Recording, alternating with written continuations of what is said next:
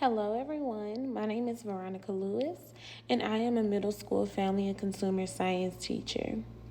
Today, I will be talking to you all about how to promote collaboration in your classroom using social media outlets.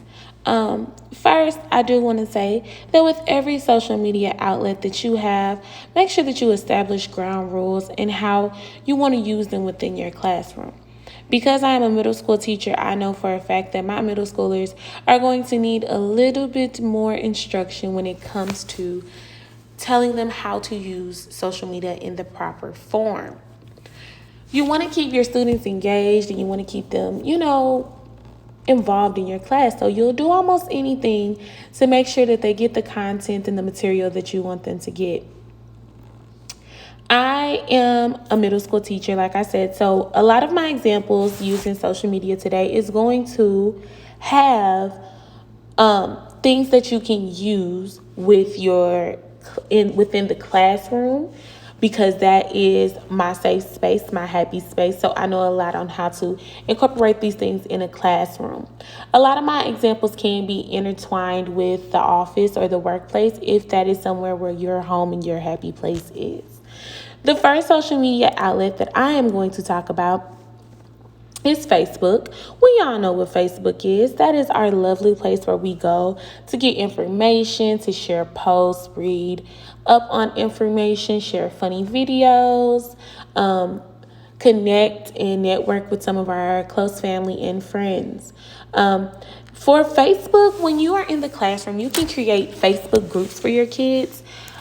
You can have them do a variety of different groups where they can comment on each other's groups, have them just have a whole overall community that they go into. They can document adventures in class inside of those groups. They can tell what they liked and what they didn't like within the class. They can just continue to have all of that conversation through Facebook instead of just in the classroom. You can do Facebook Live videos for additional help for students who just needs that extra push after school hours. You can do some polls on your classroom Facebook page. Have them vote on whether they like certain things or not. For me, because I am a fact teacher, I can have my students vote on what they want to cook this week. Would they rather do monkey bread or would they rather do banana bread? Those are some polls, so something for them to see when they're on their social media outlets and just kind of vote on and say, hey, I actually want to do this over that. You can also have them to create like fake profiles to display characters in certain situations. So in my classroom, I can have my students make a fake page as a seamstress or as a fashion designer who is selling merchandise. My kids learn about money management and things like that. So that would allow them to have the opportunity to sit in someone else's shoes to make it seem as if they were selling a product, to see how it goes into marketing themselves, marketing their products and things and that such. You can also share additional content and post events and extra credit opportunities for your students as well. Provide them with links that they can get extra and additional information for any projects that they need. The best way to use this for collaboration is just make sure that you make a Facebook page that is strictly for your class and that the kids cannot deviate. Make sure that you're in control, that this page is private and very strict for just you and your class. And like I said at the very beginning, every social media outlet, you have to establish ground rules within your classroom about how you expect them to use this social media outlet for your class and what is to be acceptable and non-acceptable behaviors.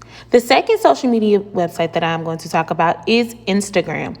Instagram is a photo type of app, so it's very kind of like particular about how you can use this app when it comes to using it for your classroom. Instagram, you can use it as a way of using like pop quizzes over specific pictures, which they are called like Instagram quizzes, and that's what you can call them in class. You can post a specific picture of something. So for me, I can post a picture of a baby at a certain age, and I can quiz my students on, the things that's going on around the baby. Is the baby in a safe environment? Is the baby a toddler? Is the baby an infant? And just quiz them over the certain components that goes into child development, safe babysitting habits and such, which are things that I have that I teach them within my class. And so you can quiz them over a specific picture that is posted on your Instagram page, and it's something that they can go back to and review. This is also something where you would want to create a specific Instagram page that is especially for your class, that is only used for classroom postings, such as the Instagram quizzes, or just sharing some of the things that you guys do in class so that the kids can go back and refer to them and show their parents when they get out of school that day. Also, you can post some students of the week, students of the day. And usually when you are promoting a student and showing a student off, they will love to get that recognition. And so having a classroom Instagram page where you can promote them and, just make them feel very happy and excited about the fact that they are the student of the week. This is also something that you would have to put a little bit of asterisk next to, because you need to actually be very, very careful with this one to make sure that cyberbullying isn't a thing or anything of that such. The third app I'm going to talk about is Twitter. I'm fairly new to Twitter, but Twitter has some great components to it. And it'll be very, very fun and helpful for you to use for your classroom. You can post important announcements, even give surveys, post important links. You could do the lesson for what the day, like your lesson of what you're going to teach that day. Or if you're in an office component, what you are going to be talking about, what's your goals that you guys want to reach, your objectives and outcomes of the day. Some work samples, so things that you want them to actually do, or so that they can have an example to see what you are expecting out of them. Live bulletin boards, you can go live during events, class teachings, things like that, so kids can go back and refer to them. And then some assignment coordination and things that you would like them to do, showing them exactly step by step certain things of how you want it to look, or what you want the end result or end outcome to be. Twitter is very, very upbeat right now. The kids are still into it right now, so it's not like Facebook. A lot of them tell me Facebook is for old people, but they're definitely still on Twitter and knowing how to navigate Twitter and all of those good things. So that is always helpful and very, very good to use when it comes to incorporating it in. Twitter is also such mainstream that your employees or your students might want to continue to use it and be able to navigate through the different components of Twitter that you would like them to go through. The fourth social media app that I'm going to talk about is Pinterest, which happens to be one of my favorites. Pinterest is more of an idea/vision board type of social media app. So you can definitely use this to collaborate with your teammates with ideas, have your students look into it, have them, look at some trends that's going on in the moment. Even create virtual vision boards for them to go back to and refer to, talk about, just, overall express themselves on certain things that they feel that goes along with a certain topic that you give them. In my classrooms, because we do some cooking, we can look up some recipes. We can look at example models for work. We can look at examples of food, all types of different things when it comes to Pinterest. Pinterest is more of a visual social media app, so it will give you the visual aspect of everything that you need. So some of the other social medias, you would just kind of talk and you can comment back and forth on each other. However, with Pinterest, you can post pictures of things that you have done, as well as comment on others, and then save the work for later. So you can make different boards and different things. And so you can have your students share boards amongst each other, comment on each other's boards, collaborate with each other, have them talk to one another about the different things that they have put inside of their Pinterest boards, just so they can have a little bit more of a feel of what the other person is thinking. So Pinterest definitely can bring in some great collaboration when it comes to just talking about how different ideas are flowing and generating throughout the class or whatever topic that you are talking about. The next social media app is the new TikTok. So TikTok is this fun platform for videos to be uploaded. You can put voiceovers over it. You can do music. You can do little skits and all types of other things that you can do over a video. For when it comes into the classroom, because kids are so obsessed with TikTok right now, it's like the hottest thing out. They are definitely going to be engaged and willing and wanting to do a TikTok video for anything related to schooling. The best way that I know that I can use it in my classroom is just to have the kids make TikTok videos over things that they have cooked. TikTok pasta has went viral, and I've personally made the TikTok pasta based off of the TikTok pasta videos, and it is really, really good. So for the kids to feel like that they're creating a trend of some sort or doing something that is a part of a trend makes them feel really, really good. So just using TikTok and its popularity right now is kind of the best thing that you could do in this sense.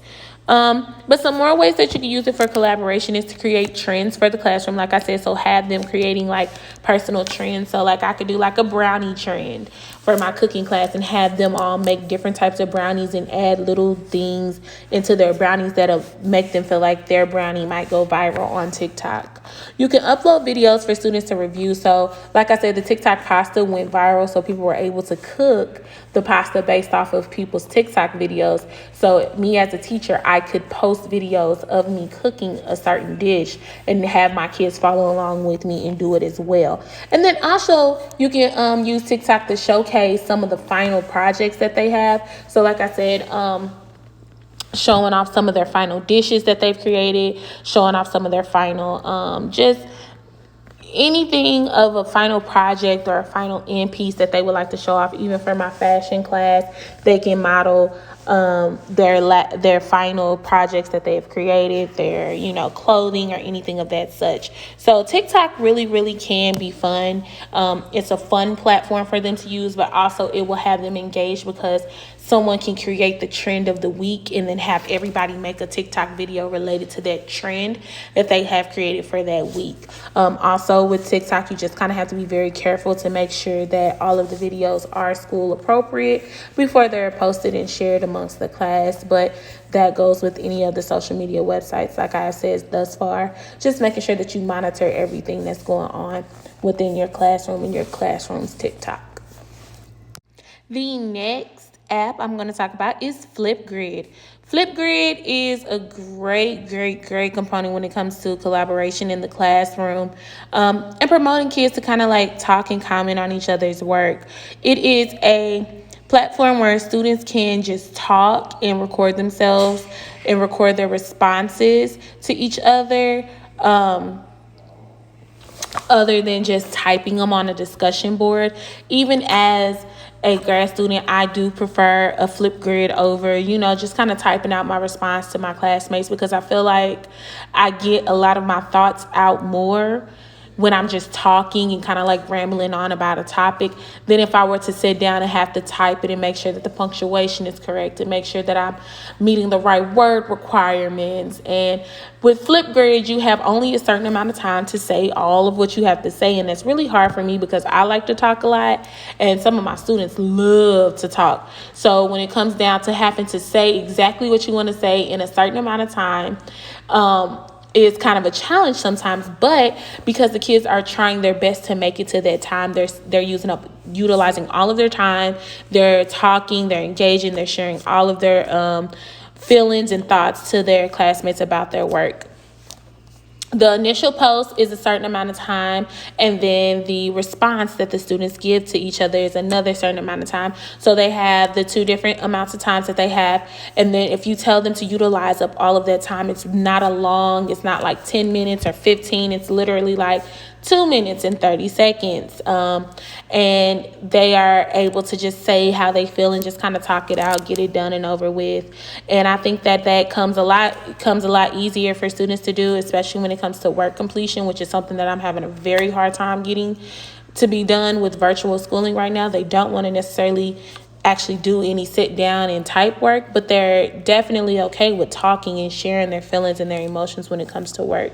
So that is just one way that you can have them collaborate with each other. And then also it'll help you as an instructor, as someone who is in the lead. You can also record a Flipgrid video talking to the people who were absent and telling them everything about what was going on, what was done, what they need to do, and just kind of explain instructions, because sometimes some people just need to hear the instructions instead of just reading the instructions. And so that will help them sometimes get out what they need. So Flipgrid is a very, very great and easy way to promote collaboration with just them using their voices and talking.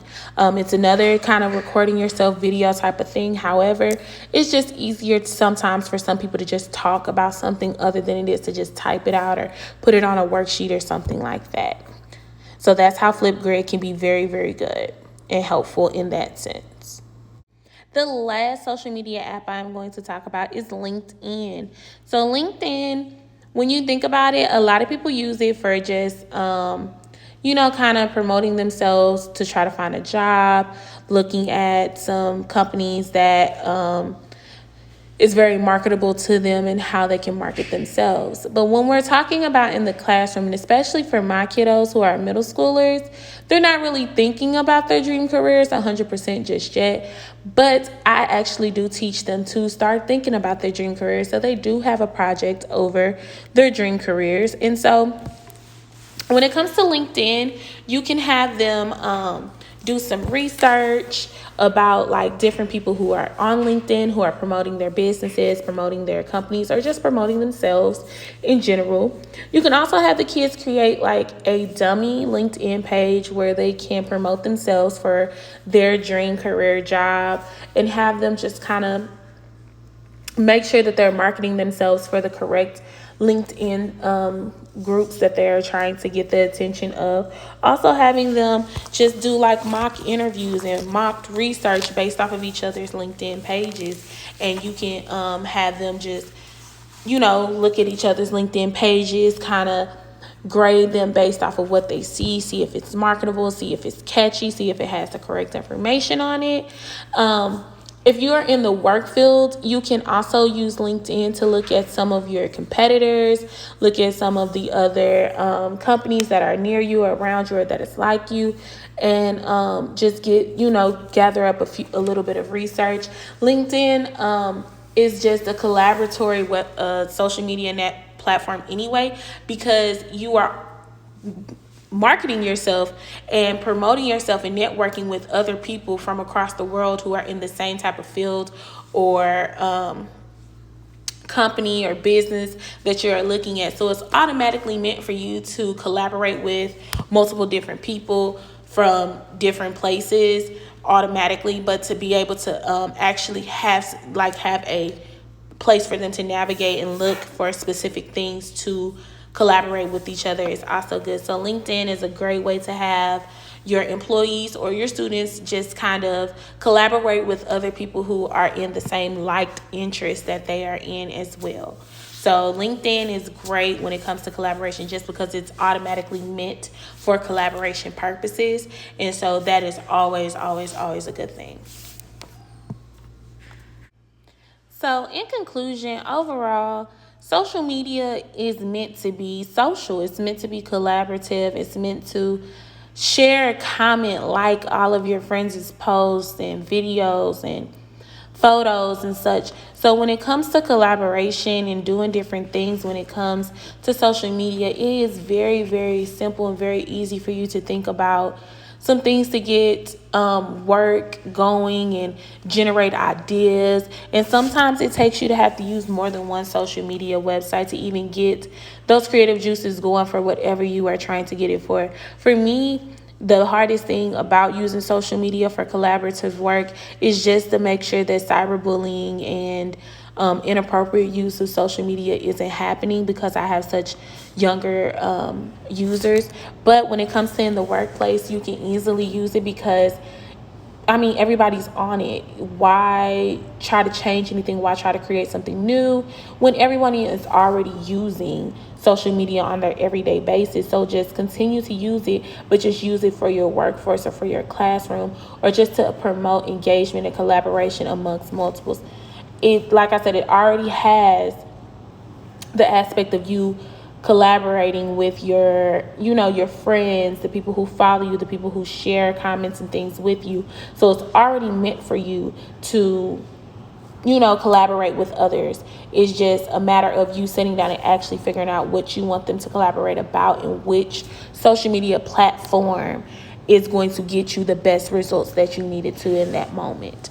I really, really did enjoy doing some research on this. It did give me a lot of insight on some things that I could use it for in my classroom, and how I could start to promote some collaboration with my students when it comes to me having such a hands-on class already.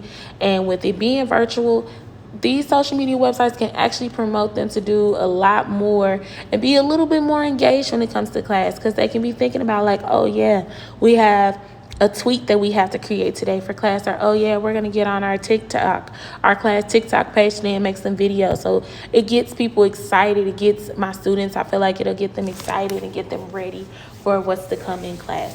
So collaboration with social media, I think it's fairly easy, but it's a matter of what you can do with it, okay?